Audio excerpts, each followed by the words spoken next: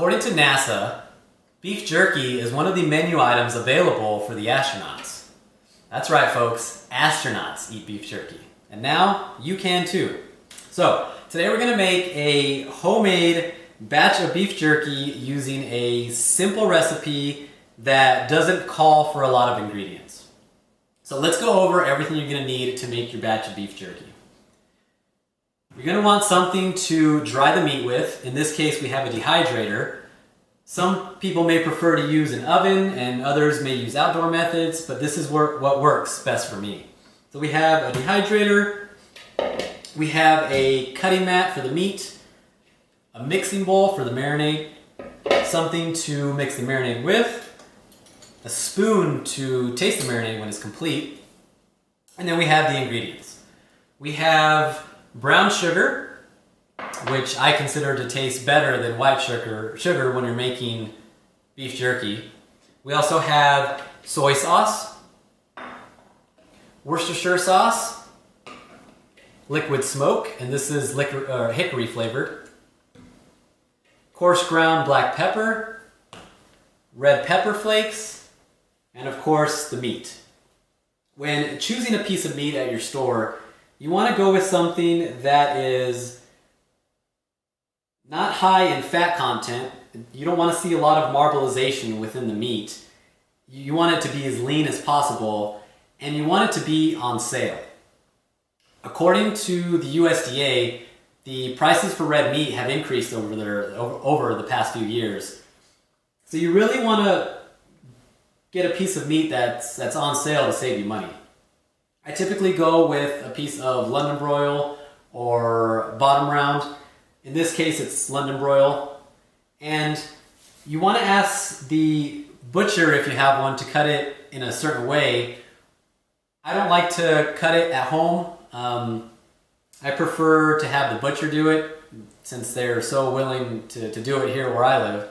So when I ask the butcher to cut it, I ask him to cut it against the grain, and I ask for 1/4 inch thick for the pieces. This is one of the pieces, and as you can see, the pieces were cut vertically, but if you can see within the meat, the lines are horizontal. So what this does is when you're chewing on a piece or ripping off a piece, it comes off easier than if it was not cut against the grain. You don't want to rip your teeth out when you're eating beef jerky, so this is a great looking piece.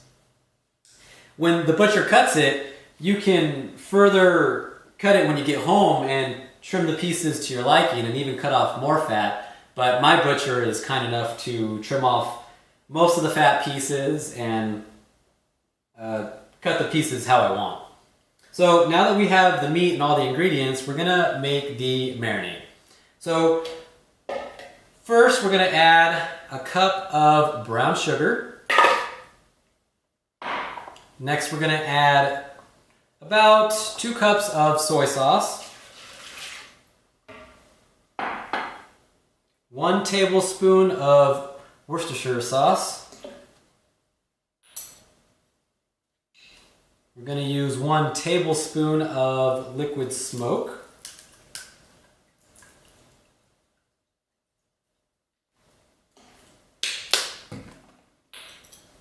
A 1/2 tablespoon of coarse black pepper, and this is going to give it a little bit of a kick. And we're going to add a teaspoon of red pepper flakes. Once everything's in the bowl, you want to mix it really well. You want to mix it for a little bit. Your main concern here is to make sure that the sugar is dissolved. You don't want to get clumps of sugar stuck on your pieces of meat.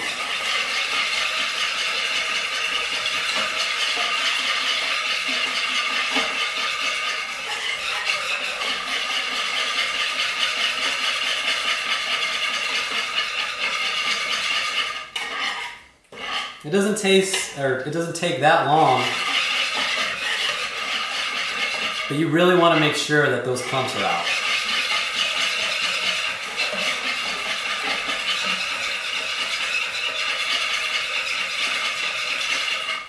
Okay, so that's mixed well.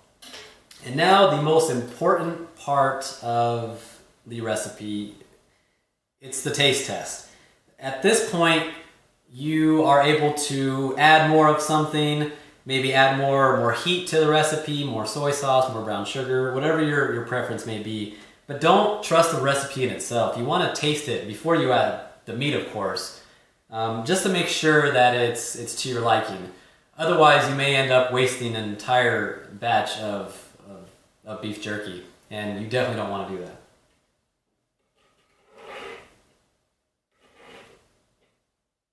So we're going to taste it.